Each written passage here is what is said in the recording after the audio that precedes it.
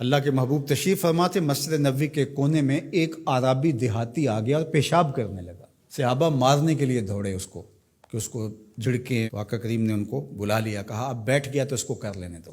جب اس نے پیشاب کر لیا تو آقا کریم علیہ السلام نے اس کو بلایا، کہا یہ مسجدیں ذکر و فکر کے لیے بنائی گئی ہیں، بول و براز کے لیے نہیں بنائی گئی، اور پھر وہاں پانی بہا دیا گیا۔ تو بعض کا ہم جس طرح سے لوگوں کے ساتھ رویہ کر رہے ہوتے ہیں، یہ جو موبائل ہے یہ اس دور کی ضرورت ہے، تو بعض کا اس کو بند کر دیں تو کھولنا یاد نہیں رہتا، کھول لیں تو بند کرنا یاد نہیں رہتا، تو بعض کا نماز کے اندر اس کی گھنٹی بجنا شروع ہو جاتی ہے۔ جس بیچارے کی گھنٹی بج رہی ہوتی ہے تو بعض کا اس کو تیزی سے بند کرنا بھی نہیں آ رہا ہوتا، تو وہ دیر بھی ہو جاتی ہے۔ خیر وقت گزر گیا، اب 4 رکعتی نماز ہے، یہ پہلی رکعت کے اندر حادثہ ہوا، تو 3 پوری رکعتیں ہیں وہ غصے سے بھرے رہتے ہیں کچھ نمازی کہ اب سلام پھیر کے تو ہم اس کی خبر لیں گے، اور پھر سلام پھیر کے حالانکہ 3 رکعتیں گزر گئی ہیں، تم رب سے جڑے ہوئے ہو، تمہیں تو یاد بھی نہیں ہونا چاہیے۔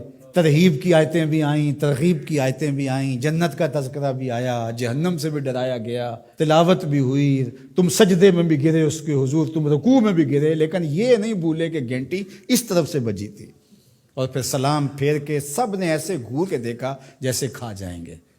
اب اس کو دیکھیں اور اس پیشاب کرنے والے کو دیکھیں، اپنا عمل دیکھیں اور رسول اللہ کا عمل دیکھیں ہم کہاں کھڑے ہیں۔ اور اسی لیے تو لوگوں نے بھگا دیا ہے مسجدوں سے لوگوں کو کہ جو مذہبی طبقہ اس کا رویہ کتنا سخت ہے۔ میں نے تو یہ دیکھا ہے کہ ایک چیز ہے جس کا تعلق دین سے اس طرح سے نہیں ہے، طریقہ کار سے ہے، تنظیمی طریقہ ہے، طریقت کا طریقہ ہے، آپ کا تربیتی طریقہ ہے، اور اگر کوئی بندہ اس طریقے کو اختیار نہیں کرتا تو اس کو مسلمان نہیں سمجھتے۔ میں ایک تنظیم کھڑی کر لی ہے اور میں اس کا ایک طریقہ وضع کرتا ہوں، اور اس کے مطابق جو نہیں چلتا تو میں سمجھتا ہوں کہ یہ تو مسلمان ہی نہیں ہے۔ تو کیا ہم نے یہ رویہ اختیار کر لیا اور کیا انداز اختیار کر لیا؟ میں تو سمجھتا ہوں کہ اس وقت سب سے بڑا مسئلہ یہ ہے کہ منبر و محراب کے لوگوں کا بھی فہم دین ناقص ہے۔ فہم دین ناقص ہے تو پھر کس طرح دین فروغ پائے گا؟ تو یہ ضرورت ہے کہ دین کو سمجھنا۔ تو شیطان کے طریقے ہیں، وہ علماء کو الگ ٹریٹ کرتا ہے، جاہلوں کو الگ ٹریٹ کرتا ہے، متکبر کو الگ ٹریٹ کرتا ہے، منکسر المزاج شخص کو الگ ٹریٹ کرتا ہے، اور ہر ایک کے لیے اس نے الگ الگ چیزیں رکھی ہوئی ہیں، ہر ایک کے لیے الگ پیکج ہے اس کے پاس۔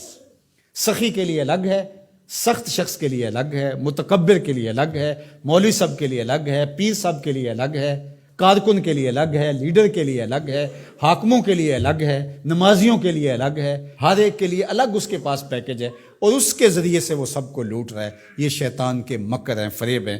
یا ایھا الناس کلوا مما فی الارض حلالا طیبا ولا تتبعوا خطوات الشیطان، اور شیطان کے قدموں کی پیروی نہ کرو۔ یہاں یہ خطوہ کی جمع ہے، قدم کی پیروی نہیں، قدموں کی پیروی نہ کرو۔ معلوم ہوا کہ شیطان کے پاس ایک چال نہیں ہے، اس کے پاس بڑی چالیں ہیں، وہ بڑے بڑے طریقے سے لوٹتا ہے، بڑے بڑے مکر سے لوٹتا ہے۔ آپ تاریخ پڑھیں، مرتبہ ولایت کے پہنچے ہوئے لوگوں کو اس نے برباد کیا۔ بلعم بن بورا کون تھا؟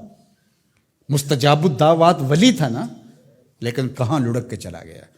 اس لیے ہمیشہ اپنا محاسبہ کرتے رہنا چاہیے۔ شیطان ادھر سے بھی حملہ آور ہو سکتا ہے، ادھر سے بھی ہو سکتا ہے، آگے سے بھی ہو سکتا ہے، اور اس نے اللہ کے حضور قسم کھائی تھی وَبِعِزَّتِكَ لَأُغْوِيَنَّهُمْ أَجْمَعِينَ، تیرے سامنے یہ بات قسم کر کے کہہ رہا ہوں کہ میں تیرے بندوں کو تیرے تک نہیں آنے دوں گا، ان کے دائیں سے آؤں گا، ان کے بائیں سے آؤں گا، آگے سے آؤں گا، پیچھے سے آؤں گا، چاروں طرف سے حملہ، کدھر بھاگیں گے؟ اللہ اکبر۔ ظالم 2 راستے بھول گیا، اوپر والا اور نیچے والا۔ جب بندہ دعا کے لیے ہاتھ اٹھاتا ہے یا سر سجدے میں رکھ دیتا ہے، شیطان کچھ بھی نہیں کر پاتا۔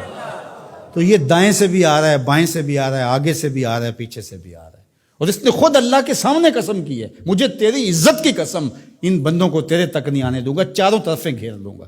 تو یہ چومکھی لڑائی ہے شیطان کے ساتھ، کبھی یہ کسی طرح سے آ جاتا ہے، کبھی کسی طرح سے آ جاتا ہے، کبھی کسی طرح سے آ جاتا ہے۔ تو اس کے بڑے مکر و فریب اور بڑے طریقے ہیں۔